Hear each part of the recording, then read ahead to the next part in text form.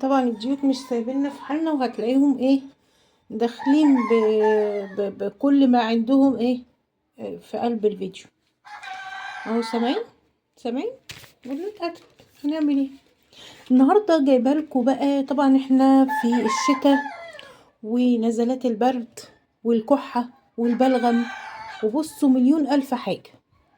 ماشي، جايبه لكم اقوى حاجه للكحه والبلغم والحاجات كتيره جدا جدا جدا هنعرفها دلوقتي مع بعض. جايبه لكم ورق الجوافه.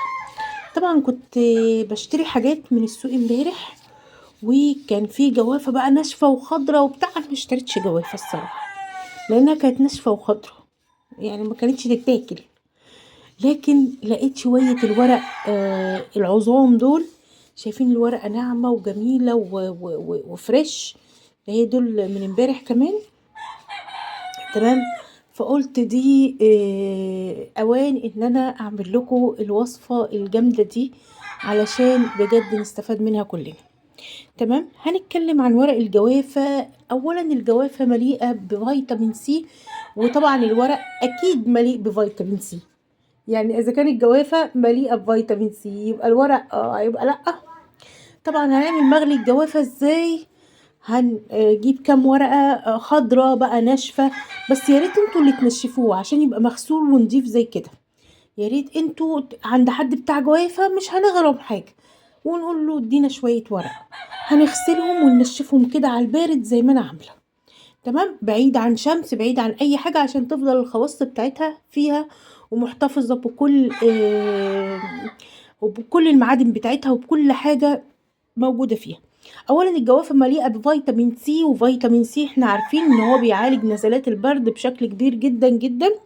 ورق الجوافة نفسه بيدخل في العديد من ادوية الكحة والشعب الهوائية والبلغم والحاجات دي. تمام. اول حاجة ان هو طبعا بيعالج السعال. هنعمله ازاي؟ هناخد مثلا كام ورقة زي كده، خلاص، وهنحطهم في نص لتر مية، ونسيبهم يغلوا حوالي 10 دقايق بس متغطيين. اوعى نسيبهم مكشوفين. ليه؟ عشان الزيوت الطيارة تفضل محتفظة جوه المية. هيغلوا لمدة 5 دقايق كده، وبعد كده نطفي عليهم ونسيبهم متغطيين كده حوالي 5 دقايق كمان، وبعد كده نصبهم. تمام. وهنحلي بعسل. اوعى نحلي بسكر، هنحلي بعسل، واللي يقدر يشربه مش متحلي يا ريت. تمام. طيب، نتكلم هو بيعالج ايه. اولا بيخفف نزلات البرد، بيعالج السعال، بيعالج التهاب الشعب الهوائية. بصوا، بيفتح كمان الشعب الهوائية جامد جدا جدا، في نسبة كبيرة من فيتامين سي، مضاد قوي للأكسدة. طبعا دي حاجة فوجئت بيها جدا جدا وانا كده يعني بحضر لكم للحلقة، انه بيزيد الخصوبة عند الرجال. سواء الجوافة سواء ورق الجوافة، الاتنين بيزيدوا الخصوبة عند الرجال، وبيتدخلوا كمان في قصة الانتصاب وعدم الانتصاب والضعف الجنسي والكلام ده. بس محتاج انك انتي تاخدي انك انت يا عزيز الرجل تاخد جوافية كل يوم، او تشرب من ورق الجوافة كل يوم. ليه؟ بعض المشاكل عند الرجال ممكن تيجي من برد، تيجي من مشاكل الدم. هو بيعمل على تدفق الدم.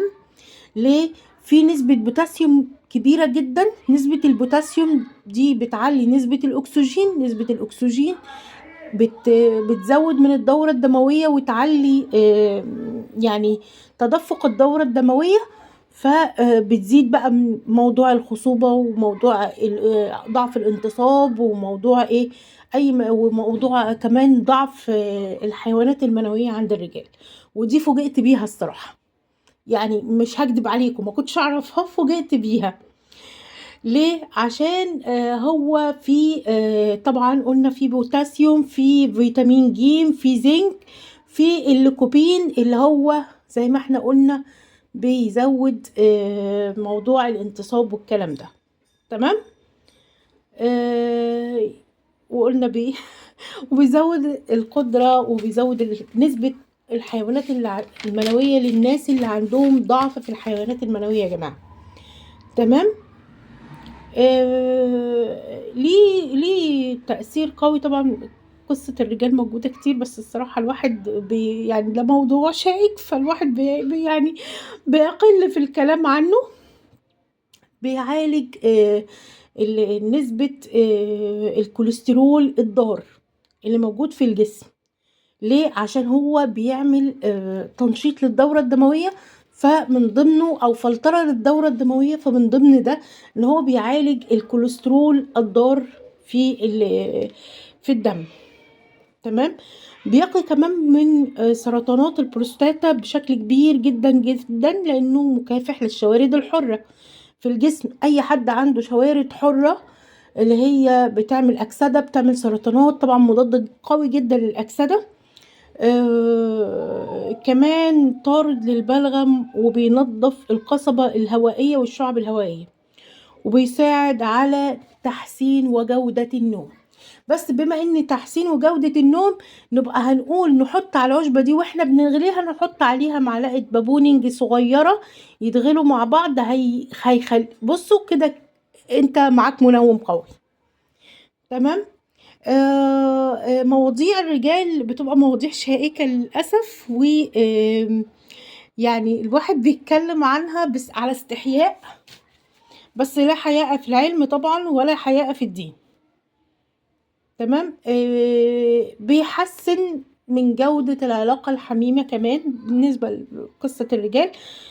دي كل المعلومات دي أنا فوجئت بيها، يعني والله كل المعلومات دي أنا فوجئت بيها. وقصة ان هو بيعالج البروستاتا ده، يعني دي كمان فوجئت بيها جدا جدا، وبيقلل من الناس اللي عندها سرطانات بروستاتا او داخله على سرطان بروستاتا. يا بيعالجه جدا، يا بيقلل من اللي هي الخلايا السرطانية، عشان هو بيقتل الشوارد الحرة. ما هي الخلايا السرطانية ايه؟ هي جاية من الشوارد الحرة.